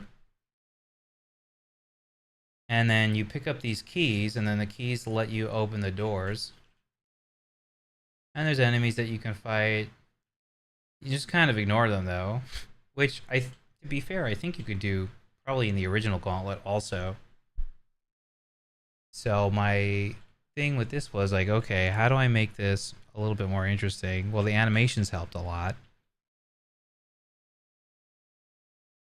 Shop is for like roguelike aspect. Yeah, so that's what I was going to add in. I was like, well, let me give a purpose for this gold, because you collect gold and there's like no reason for it. Like, just ignore the gold and go to the next level kind of thing. There's no reason to collect the gold before. So my thing now is like, hey, maybe I'll add a kind of roguelike aspect and add a shop in between that you can buy like random buffs for your playthrough. And then I thought that might make it, you know, the random nature of the shop might make it a little bit more interesting. Most of this, like, the purpose of most of this game wasn't even originally supposed to be like, hey, let's make something fun. It was supposed to be like, hey, let me learn how to make something in the Godot engine. So I've never made a game in Godot before. I don't have a ton of experience making games in general. So this was kind of like, oh, let me just, you know, see what the engine is like to work with. And I actually like it quite a bit. I think I actually might like it more than I like Unity. But again, I have very limited experience with both of them. So I have one game that I'm working on in Unity, and I have this one that I kind of going back and forth between. And my goal right now is to finish both of these and kind of like release them just so I can at least get a feel for what the entire process is like end to end in both engines. And then when I'm done, I want to make like a comparison video and talk about, you know, how I felt about different things going through.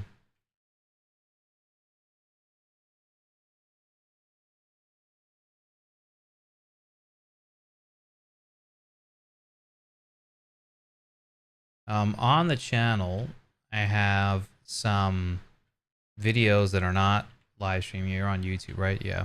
So on the YouTube channel, I have some videos that you can go through. I'm using LDTK as my to build the levels. So if I go here, let me actually look at my levels.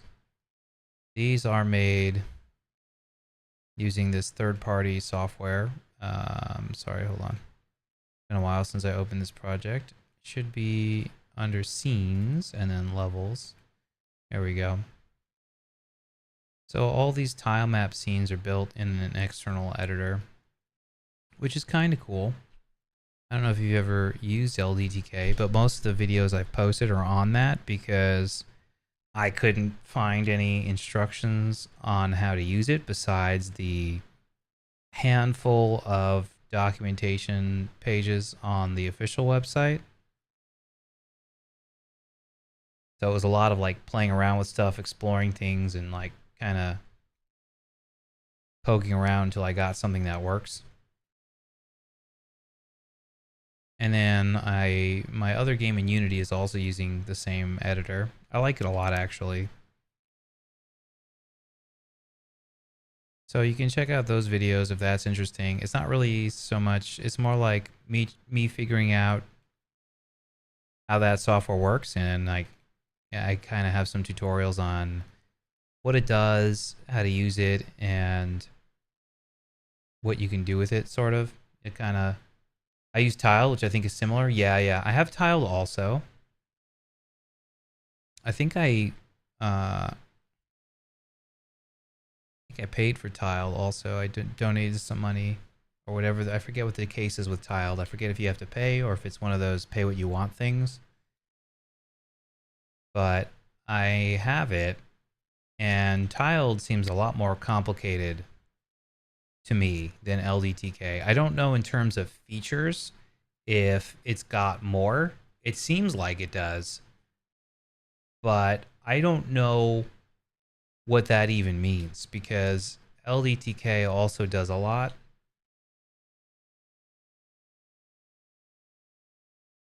But one thing that is nice about Tiled, I think Tiled's what, like Qt or GTK or something like that. It's a native app, which is nice. LDTK, I think, is does it run on Hack? No, some other weird language that I don't remember the name of. It's like some language that transpiles to other languages, and I think it's an actually like a web app in an Electron wrapper or something like that. Some kind of hold on, if I open it up, I could tell you. because it'll tell me in here.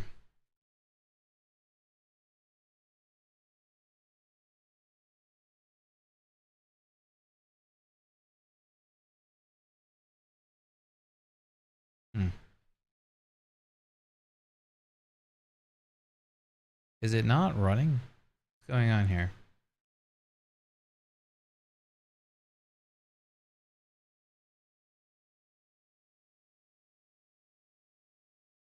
Hmm.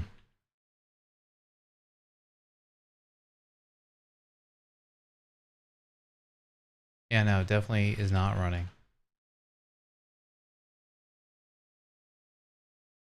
The heck? Oh. Oh, that's funny. Open. You see, see, there you go. It's my dot files using some of my Mac stuff. I don't know why it's not opening. Actually don't know if I've ever used it on Awesome. Not that it would make a difference, not that it should make a difference. But why won't that run? Oh, actually that might be why. It might be running the LDTK from the command line here. So let me go, I think it's in applications. Oh no, that's Asprite. Asprite, I did like that. I think LDTK is a flat pack? How did I install LDTK on this machine? I don't even know. Hacks. Yeah, that's the one. SS, LDTK.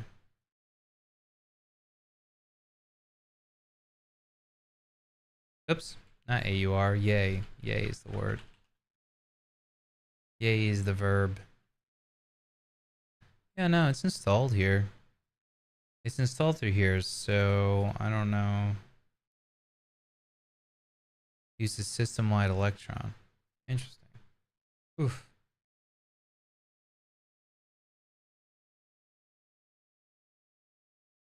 But yeah, I just kind of like how quick it is to do stuff in it. At first, I hated both of them. I didn't like LDTK and I didn't like Tiled either.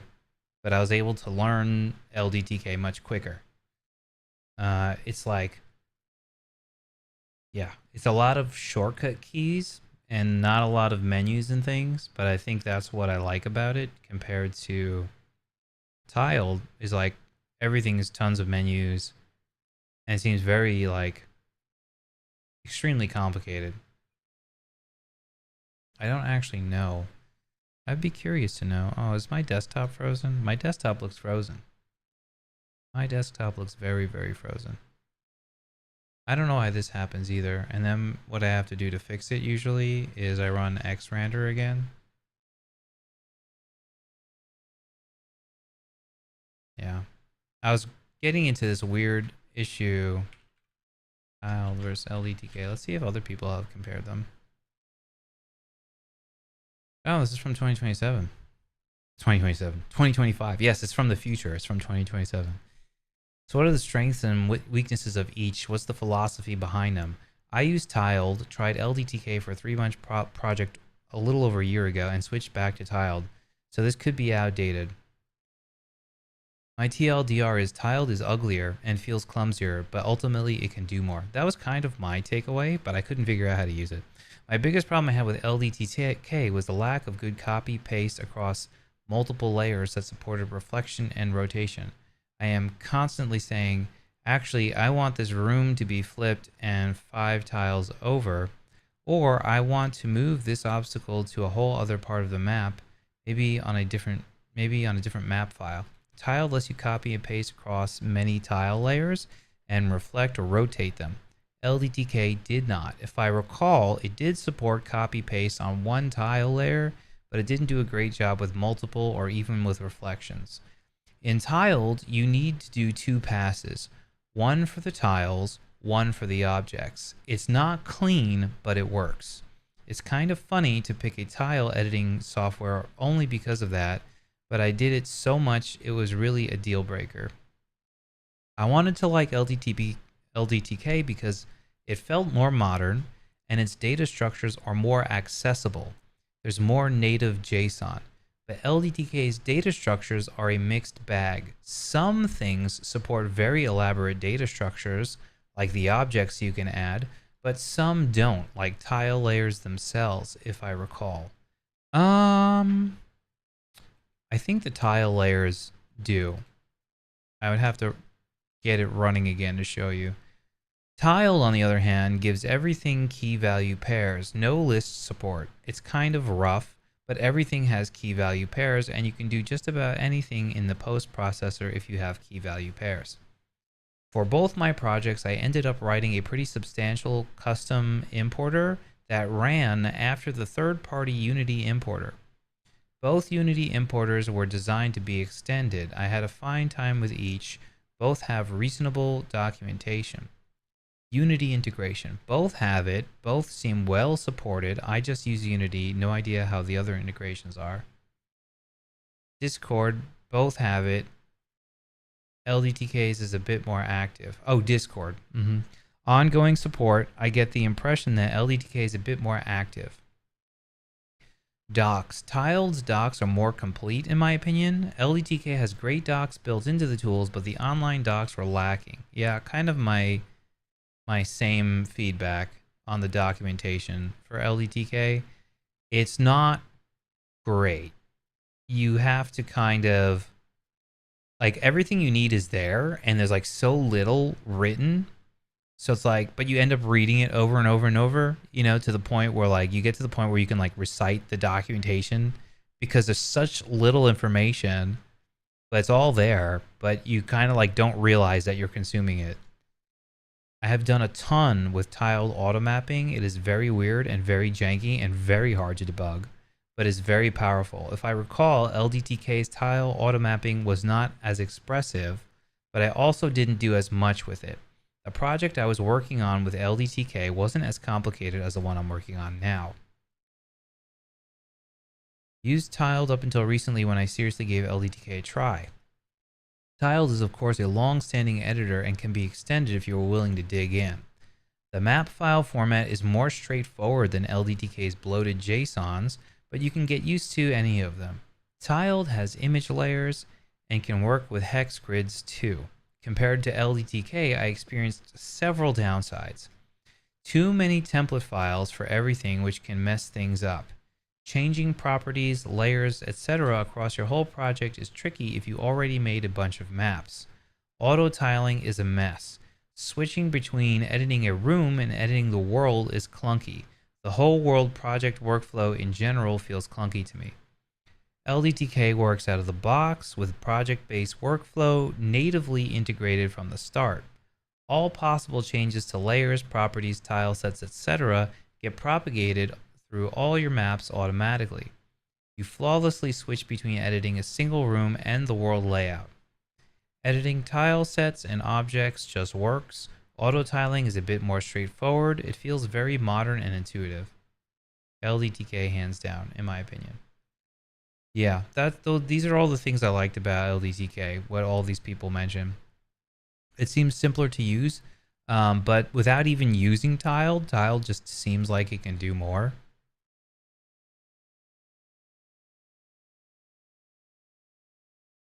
Tiled is a mature, stable tool. Supports non-square tiles. That is a big thing for Tiled. You can do other non-square things. LDTK, developed by the team at Motion Twin, creators of Dead Cells, is a more modern and project-oriented editor, designed for faster iteration. That's what I liked about LDTK. You can like really iterate fast on things with it. It features a native project-based workflow where changes to tile sets, layers, and properties are automatically propagated. Nice insight. Never knew about this tool until now. Yeah, LDTK. It's really nice. Again, I don't know why it's not loading. I think I do know why. I think I had a script, maybe. I don't know. To run it. I don't know. Things are constantly breaking on my Linux, like my screen, which is already frozen again. I don't know why. Oh, wait, hold on. This actually might be because OBS is running over here, even though nothing's streaming. Yes. Screen is frozen. I need to figure out why. It also seems to happen a lot when I switch between my browser. And sometimes if running this doesn't fix it, changing the screen resolution on it does. So I'm going to drop the resolution to 1080p. Which admittedly does look a lot better, but it looks blurry. Why is the screen so blurry? It shouldn't be blurry. Huh. Like my screen should be crisp. I guess something else I could test when the next time it, right? Because I'm actually running it through, oh wow, now it's crisp. I'm actually running it through a capture card, and that's what you're seeing, that's what I'm seeing. So it could be the thing that's freezing up is like the capture card. Like it could be getting stuck on a buffered frame or something. The text is a lot easier to read like this. I will say that much. Oh my goodness, the text is so much easier to read. I might try running this in 1080p then for the next couple of streams. I'm always streaming in 1080p, but running the resolution on this particular display, I usually run it at a higher resolution. Oops. Yeah, it doesn't like switching desktops, and it doesn't like my browser. Definitely doesn't like my browser. Okay, it's frozen again. Let's see if I just restart. No, it's frozen on the computer. Huh. And it didn't take very long for it to freeze either on 1080p.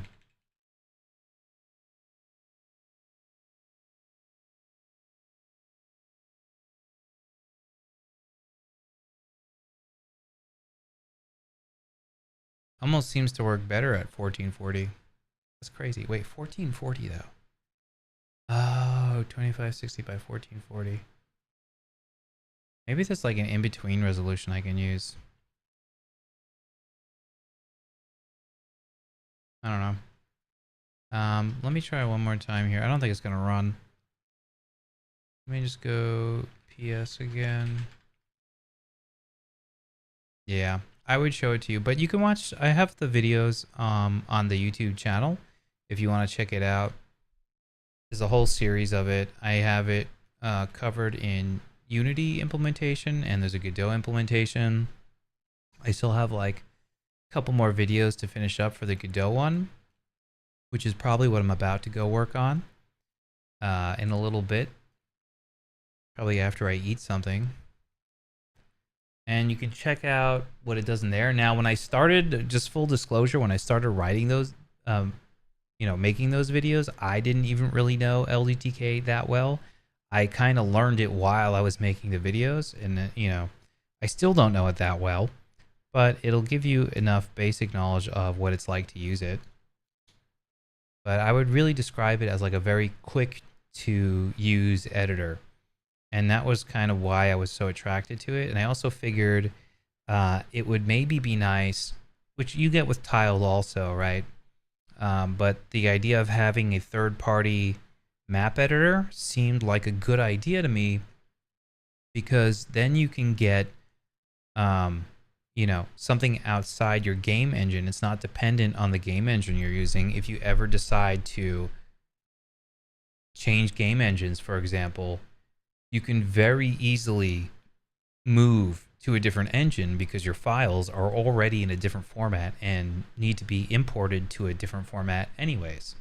So you would either have to work on, doing the import process in a new engine, or you create your own engine, right? And then same thing. But that seemed like a bonus. And the other bonus behind that also being that if you have non-technical people on your team, they don't require the game engine to help you in creating the maps. And that's another, to me, was a big bonus. But yeah, again, sorry to kind of end a little bit early, but I'll be back tomorrow. I usually stream weekdays. My sleep schedule is very screwed up right now. I am in the process of fixing it. And so my times are going to be a little bit inconsistent over the course of the next week, probably, but it'll probably be fixed by the end of the week. Probably mostly going to do morning streams. I don't know what time it is by you, but it's almost noon here, Pacific time. And generally, I do the dev streams in the morning. And then occasionally, I do game playing streams on my Twitch, not on this channel for YouTube, but my Twitch channel that I do multicasting to. I'll do like actually just playing games casually, not casually, competitively, but at night. Me too, it's 3 a.m. for me. Oh, okay. Are you in Vietnam? 3 a.m. Or hold on. The UK maybe? What time zone is that? No, it's 7 p.m. in the UK. 3:41 in Beijing. I'm gonna guess maybe that is Vietnam. I don't know. But in any case, yeah, definitely come back and give another visit if you're interested. And we'll see you next time. I appreciate chatting and talking. Always makes the stream more interesting. I'm in Vietnam right now. My sleep schedule also effed up. Fair. Very fair. It happens. Yeah, I also I kind of travel a lot. So not that I travel a lot, but at least, once or twice a year, I'm leaving the time zone. And so just recently I got back from a trip where I was in the same time zone, but one of my friends works night shift. So I was on a completely opposite schedule for a while. And so now I'm readjusting back. But yeah, anyways, thanks.